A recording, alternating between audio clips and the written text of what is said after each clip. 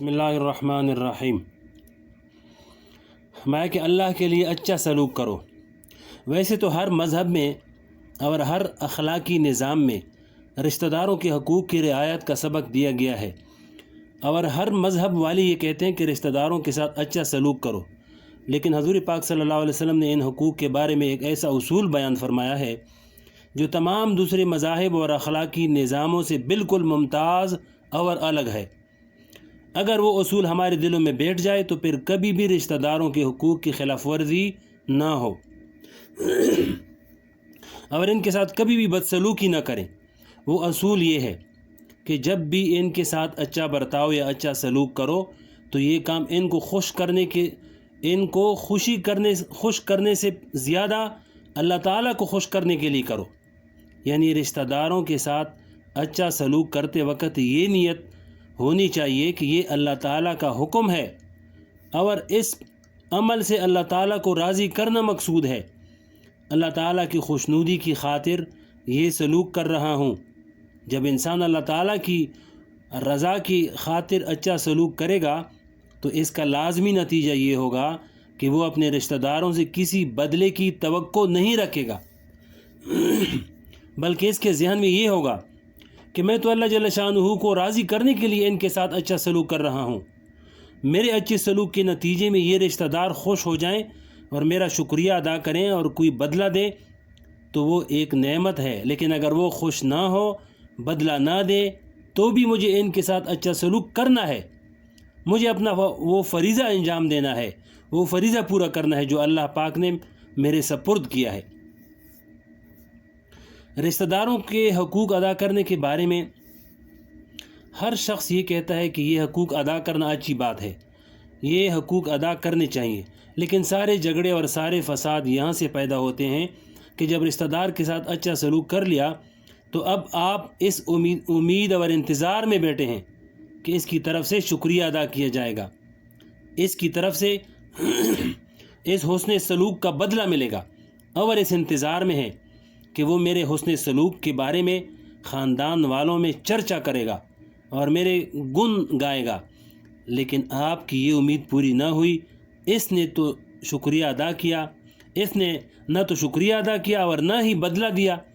تو اب آپ کے دل میں اس کی طرف سے برائی آ گئی کہ ہم نے اس کے ساتھ ایسا سلوک کیا لیکن اس نے پلٹ کر پوچھا تک نہیں، اس کی زبان پر کبھی شکریہ کا لفظ ہی نہیں آیا،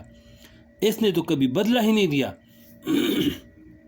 اس کا نتیجہ یہ ہوا کہ آپ نے اس کے ساتھ جو حسن سلوک کیا تھا اس کے ثواب کو ملیامیٹ کر دیا۔ آپ اپنے دل میں اس کی طرف سے برائی لے کر بیٹھ گئے، اور آئندہ جب کبھی حسن سلوک کرنے کا موقع آئے گا تو آپ یہ سوچیں گے کہ اس کے ساتھ اچھا سلوک کرنے سے کیا فائدہ، اس کی زبان پر تو کبھی شکریہ کا لفظ بھی نہیں آتا، میں اس کے ساتھ کیا اچھائی کروں۔ چنانچہ آئندہ کے لیے اس کے ساتھ حسن سلوک کرنا چھوڑ دیا، اور اب تک جو اس کے ساتھ حسن سلوک کیا تھا اس کا ثواب بھی اکارت گیا، اس لیے کہ اب تک بھی اس کے ساتھ جو حسن سلوک کیا تھا وہ اللہ کے لیے تو تھا نہیں، بلکہ وہ تو شکریہ اور بدلہ لینے کے لیے کیا تھا۔ اس لیے نبی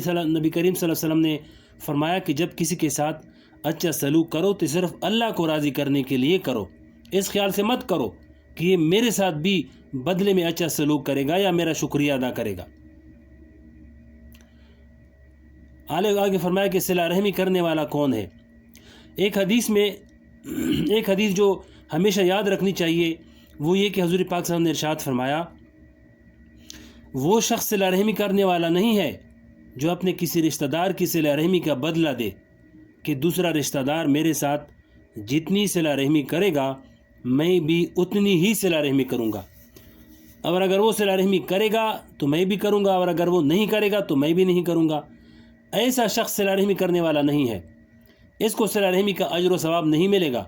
بلکہ صلہ رحمی کرنے والا حقیقت میں وہ شخص ہے کہ دوسرا شخص اس کا حق ضائع کر رہا ہے اور اس کے ساتھ قطع تعلق کر رہا ہے، لیکن یہ شخص پھر بھی اللہ کی رضا جوئی کی خاطر اللہ کے لیے اس کے ساتھ اچھا معاملہ کر رہا ہے۔ یہ شخص حقیقت میں صلہ رحمی کرنے والا ہے اور صلہ رحمی کے اجر و ثواب کا مستحق ہے۔ فرمایا کہ ہمیں رسموں نے جکڑ لیا۔ آج جب کسی شخص سے پوچھا جائے کہ رشتہ داروں کا بھی کچھ حق ہے، ہر ایک ہم سے یہی جواب دے گا کہ رشتہ داروں کے بہت حقوق ہیں، لیکن کون شخص ان حقوق کو کس درجے میں کس طرح ادا کر رہا ہے؟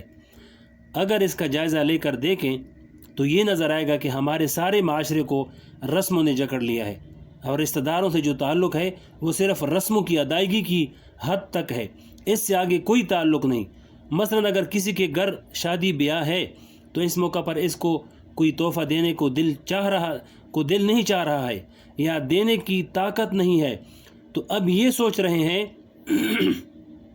کہ اگر تقریب میں خالی ہاتھ چلے گئے تو برا معلوم ہوگا، چنانچہ اب بادل ناخواستہ اس خیال سے تحفہ دیا جا رہا ہے کہ اگر تحفہ نہ دیا تو ناک کٹ جائے گی اور خاندان والے کیا کہیں گے، اور جس کے ہاں شادی ہو رہی ہے وہ یہ کہے گا کہ ہم نے تو اس کی شادی میں یہ تحفہ دیا تھا اور اس نے ہمیں کچھ نہ دیا۔ چنانچہ یہ تحفہ دل کی محبت سے نہیں دیا جا رہا ہے، بلکہ رسم پوری کرنے کے لیے، نام و نمود کے لیے دیا جا رہا ہے، جس کا نتیجہ یہ ہوا کہ اس تحفہ دینے کا ثواب تو ملا نہیں، بلکہ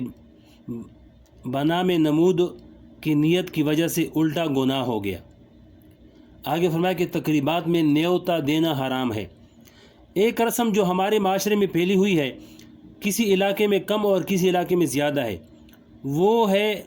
نیوتا کی رسم۔ تقریبات میں لینے دینے کی رسم کو نیوتا کہا جاتا ہے۔ ہر ایک کو یہ یاد ہوتا ہے کہ فلاں شخص نے ہماری تقریب کے موقع پر کتنے پیسے دیے تھے اور میں کتنے دے رہا ہوں۔ بعض علاقوں میں تو تقریبات کے موقع پر باقاعدہ فہرست تیار کی جاتی ہے کہ فلاں شخص نے اتنے پیسے دیے، فلاں شخص نے اتنے پیسے دیے، پھر اس فہرست کو محفوظ رکھا جاتا ہے،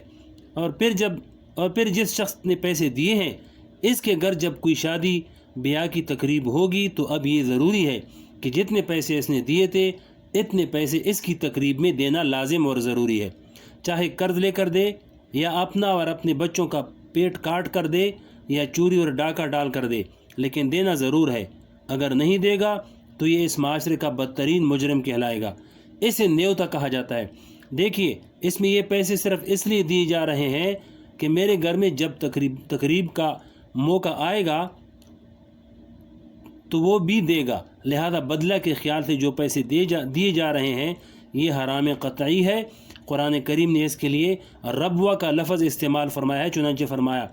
وَمَا آتَيْتُم مِّن رِّبًّا لِيَرْبُوا فِي أَمْوَالِ النَّاسِ فَلَا يَرْبُوا عِندَ اللَّهِ وَمَا آتَيْتُم مِّن زَكَاةٍ تُرِيدُونَ وَجْهَ اللَّهِ فَأُولَٰئِكَ هُمُ الْمُضْعِفُونَ۔